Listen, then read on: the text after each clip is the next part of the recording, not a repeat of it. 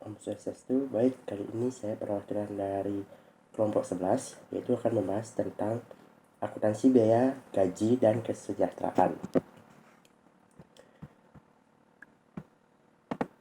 Baik, sebelum itu perkenalkan saya Madi Satria Mulyarta dengan 4 digit NIM terakhir saya yaitu 1251, dan dua teman saya yang lainnya yaitu Niloh Yuli Chandra Dewi dengan 4 digit terakhirnya yaitu 1164,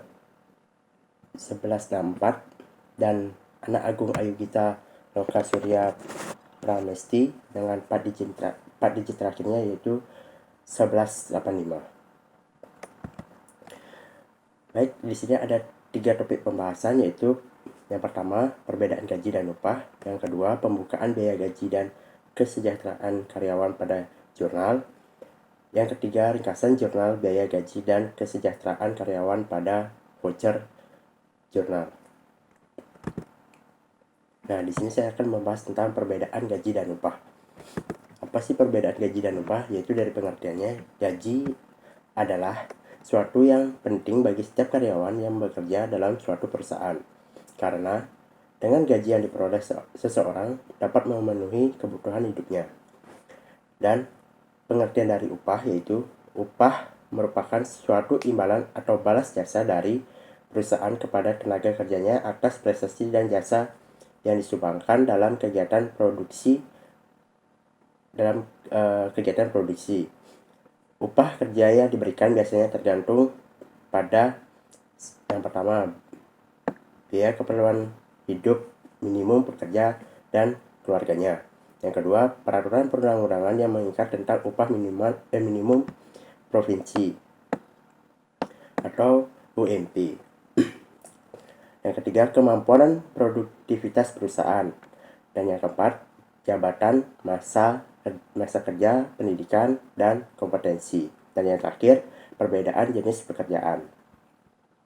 Itu perbedaan dari pengertian dari upah dan gaji. Komponen gaji dan upah yaitu ada 6, yaitu upah yang pertama, upah pokok. Upah pokok adalah upah dasar yang diberikan kepada karyawan berdasarkan tingkat atau jenis pekerjaannya. Besarnya mengacu upah pada upah minimum regional atau UMR yang berlaku di kota atau daerah tersebut, serta posisi dan tanggung jawab karyawan dalam perusahaan. Porsi upah minimum dalam gaji umumnya tidak lebih dari 75% dari total gaji yang diterima.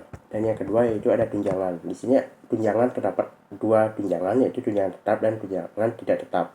Tunjangan tetap adalah suatu pembayaran yang teratur berkaitan dengan pekerjaan yang diberikan secara tetap untuk pekerja dan keluarganya, serta dibayarkan dalam satuan waktu yang sama dengan pembayaran upah pokok seperti tunjangan istri, tunjangan anak, tunjangan perumahan, tunjangan kematian, tunjangan daerah, dan tunjangan lainnya. Dan tunjangan tidak tetap adalah suatu pembayaran yang secara langsung atau tidak langsung berkaitan dengan pekerja yang diberikan secara tidak tetap untuk pekerja dan keluarganya, serta dibayarkan menurut satuan waktu yang tidak sama dengan tunjangan terbagi dalam 2 jenis, yaitu tunjangan tetap dan tunjangan tidak tetap. Yang ketiga yaitu potongan. Potongan merupakan komponen yang mengurangi gaji. Ada potongan yang bersifat tidak tetap seperti denda atas keterlambatan, sanksi karena melanggar peraturan perusahaan, dan sebagainya sesuai dengan kebijakan dari perusahaannya. Dan yang keempat, upah lembur.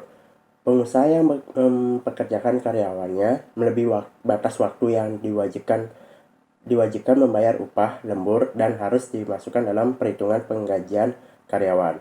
Dan bonus. Komponen terakhir dalam perhitungan gaji karyawan adalah bonus. Jenis pembayaran yang termasuk dalam bonus adalah tunjangan hari raya, bonus performa kerja, bonus tahunan, dan sebagainya. Perbedaan gaji dan upah, yaitu gaji merupakan kompensasi yang diberikan oleh hotel kepada karyawan sesuai dengan peraturan perundang-undangan yang berlaku. Jumlah penghasilan tetap yang diterima oleh karyawan hotel dengan jangka waktu kerja seminggu 6 hari kerja atau selama 24 hari kerja. Contoh, seorang resepsionis kantor depan memiliki gaji per bulannya sesuai dengan kontrak kerja sebesar 1.500.000. Nah, perbedaan gaji dan upah.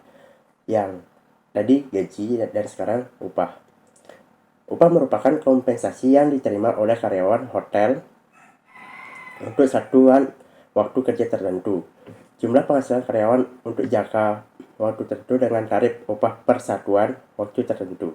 Contoh, upah yang dibayar per satu hari kerja 8 jam oleh hotel untuk karyawan dapur adalah 50.000. Bila dalam satu bulan seorang karyawan bekerja 25 hari, maka upah yang diterima sebesar Rp1.250.000.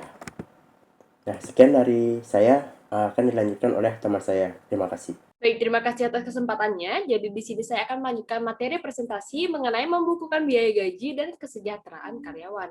Nah, dalam penjurnalan biaya gaji, maka kita akan memerlukan segala biaya gaji yang merupakan pendapatan karyawan. Dan juga selain itu, pada jurnal ini juga akan dibukukan jasa layanan dan potongan-potongan penghasilan karyawan untuk periode selanjutnya. Kemudian berikut ada contoh dari soal mengenai jurnal biaya gaji. Nah, bila sekali makan diberikan tunjangan sebesar 10.000 dan jumlah hari dalam kerja dalam sebulan yaitu 25 hari, maka akhir bulan seorang karyawan akan mendapat 250.000 karena 10.000 dikali 25 hari. Kemudian untuk jurnalnya yaitu biaya kesejahteraan karyawan didapat sebesar 250.000 dan kas dikredit sebesar 250.000. Selanjutnya, berikut adalah contoh dari jurnal isian biaya gaji. Nah, di sini terdapat dari nomor pembiayaan gaji, nama karyawan, departemennya apa, gaji pokok, tunjangannya, kemudian jasa layanan, jumlah penerimaan, jam sostek, dan lain sebagainya. Bisa dilihat pada gambar. Selanjutnya yaitu biaya gaji ini ditangani oleh payroll. Nah, gaji ini merupakan utang hotel kepada karyawan karena jasa karyawan diterima terlebih dahulu dan baru dibayar akhir bulan. Jadi karyawan akan bekerja dulu, baru akan digaji. Pada bagian gaji, dikerjakan pula pemotongan gaji karyawan untuk jam sostek dan juga pajak penghasilan. Nah, dari kedua transaksi ini akan mengurangi pendapatan karyawan atau biaya gaji serta mengurangi dari kas hotel. Ini contoh dari jurnal transaksi yang pertama yaitu dalam menjurnal biaya gaji. Jurnalnya yaitu biaya gaji pada utang gaji. Kemudian contoh jurnal dalam menjurnal pemotongan gaji karyawan. Jurnalnya yaitu biaya gaji di debit, kemudian utang jam sostek dan juga utang PPh di kredit. Selanjutnya yaitu pada menjurnal utang jam sostek dan PPh yang dibayar. Nah, jurnalnya yaitu utang jam sostek di debit, utang PPh di debit, kemudian yang dikredit adalah kas. Selanjutnya dalam penjurnalan pembayaran gaji, yaitu jurnalnya adalah utang gaji di debit dan kas di kredit. Sekian presentasi dari saya, selanjutnya akan dilanjutkan oleh rekan saya. Terima kasih. Om Swastiastu. Perkenalkan, nama saya Niluh Yuli Chandra Dewi, NIM 1817051164 sebagai penyaji ketiga. Di sini saya akan menjelaskan tentang ringkasan jurnal biaya gaji dan kesejahteraan karyawan pada voucher jurnal. Jadi, seperti yang diketahui bahwasannya untuk menjurnal biaya gaji, itu hotel mendebet rekening biaya gaji dan mengkredit rekening utang gaji, atau bisa juga dikatakan sebagai biaya gaji pada utang gaji. Sedangkan untuk menjurnal pembayaran gaji, itu hotel mendebet rekening utang gaji dan mengkredit rekening kas atau utang gaji pada kas. Nah, pada bagian gaji ini juga terjadi suatu pemotongan gaji karyawan yang digunakan untuk jaminan sosial tenaga kerja atau jam sostek dan juga untuk pajak penghasilan karyawan atau PPh untuk pasal 21. Nah, kedua transaksi ini sifatnya itu sebagai pengurang pendapatan karyawan atau biaya gaji serta mengurangi kas hotel. Nah, seperti yang dapat kita lihat pada slide, terdapat tabel voucher jurnal biaya gaji.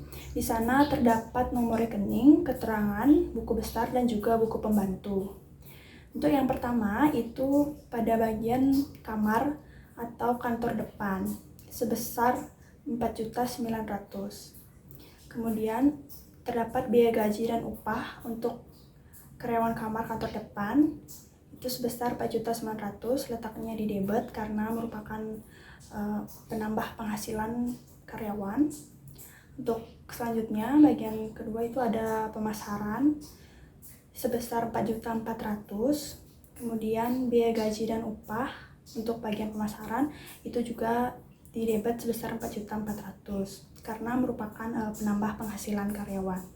Kemudian ada utang. Nah, utang ini merupakan pengurang dari penghasilan karyawan tersebut. Jadi utangnya itu sebanyak 9.300.000, yang mana utang ini ada 3, yaitu ada utang gaji, jam sostek, dan juga untuk pajak penghasilan PPh pasal 21. Di mana utang gaji, jam sostek, dan PPh pasal 21 ini letaknya di kredit karena merupakan pengurang dari penghasilan karyawan itu sendiri. Jadi untuk totalnya yaitu sebesar 9.300.000. Baik itu di debit maupun di kredit.